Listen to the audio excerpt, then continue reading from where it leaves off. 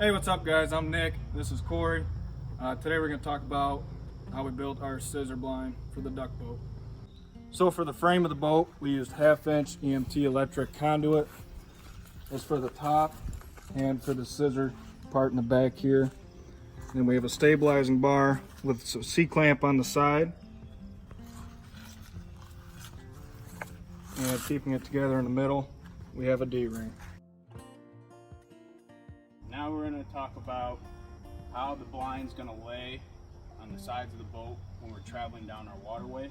So what Nick and I will do is we'll take the D-loop pins out. The railing sits down just like this. We kept enough space in the back here.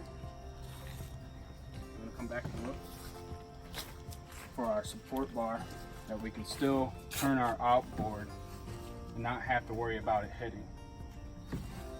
On one side of the railing, we had to cut it shorter than the other so it would lay down inside of the frame.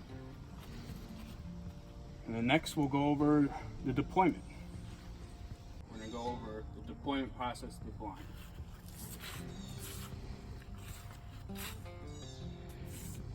So we use Velcro straps to roll it up. All we do is we drape it down. We drape down over the edges so it covers up the silhouette of the boat.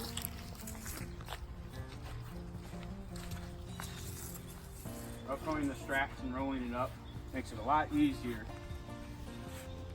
for the frame itself to lay down and stand up.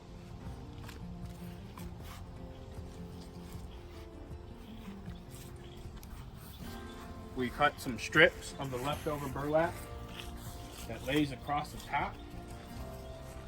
And what we'll do is we'll make little shooting holes for each hunter that's in the boat. And then wherever no one's sitting, we'll have burlap draped across to cover up what's inside the boat.